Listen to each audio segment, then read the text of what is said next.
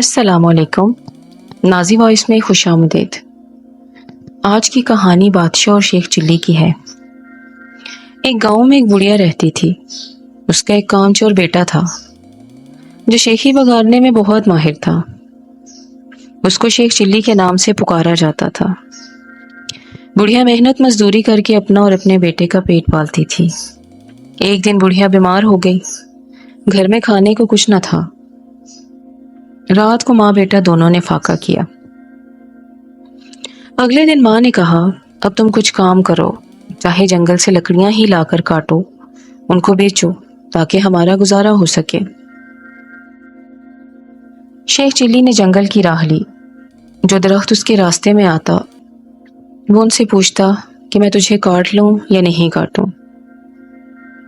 کسی درخت نے بھی اس کا جواب نہ دیا. شام ہونے کو تھی. شیخ چلی گھر واپس آنے کا ارادہ کر ہی رہا تھا کہ ایک درخت نظر آیا. وہ اس کے پاس گیا اور اس سے پوچھا کہ میں تجھے کاٹ لوں.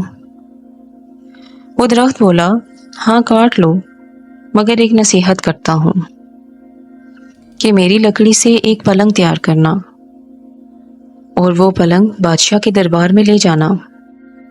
اگر بادشاہ اس کی قیمت پوچھے تو کہنا کہ 1-2 راتیں آپ اس پر سو جائیں، اگر مناسب سمجھیں تو خرید لیں. شیخ چلی نے درخت کی نصیحت کو مان لیا اور اس کے مطابق وہ لکڑیاں کاٹ کر پلنگ تیار کرنے لگا اور پلنگ لے کر وہ بادشاہ کے دربار میں جا پہنچا.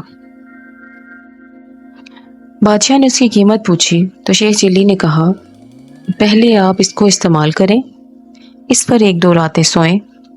اگر آپ اس میں کوئی خوبی پائیں تو پھر مجھے انعام کے طور پر جو دل چاہے آپ وہ دے دیں. بادشاہ بہت حیران ہوا. اس نے شیخ چلی کے کہنے پر نوکروں کو حکم دیا کہ آج ہی اس پلنگ کو میرے کمرے میں بچھایا جائے. جیسے ہی رات ہوئی بادشاہ اس پلنگ پر جا کر سو گیا.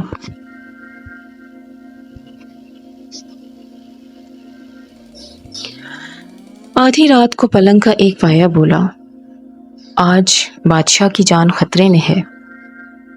دوسرے نے کہا وہ کیسے؟ تیسرا بولا بادشاہ کے جوتے میں کالا سانپ ہے. چوتھے نے کہا بادشاہ کو چاہیے کہ صبح ہوتے ہی اپنے جوتے کو جھاڑ کر پہنے. صبح واقعی ہی ایسا ہوا. بادشاہ کے جوتے میں سانپ تھا. بادشاہ نے جیسے ہی جوتوں کو جھاڑا تو سانپ نکل کر بھاگ گیا. اس طرح بادشاہ کی جان محفوظ ہو گئی. دوسری رات ہوئی.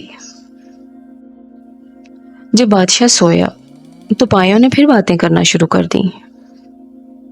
ایک بولا تم پلنگ کو سنبھالے رکھو، میں کچھ خبریں جمع کر کے آتا ہوں. تینوں پایوں نے پلنگ کو تھامے رکھا. جب وہ پایا واپس آیا تو اس نے خبر سنائی کہ بادشاہ کا وزیر سازش کر کے بادشاہ کو ختم کر رہا ہے. پھر دوسرا پایا گیا اور خبر لے کر آیا بادشاہ کی بیوی اور وزیر مل کر بادشاہ کو زہر دینا چاہتے ہیں. تیسرا پایا گیا.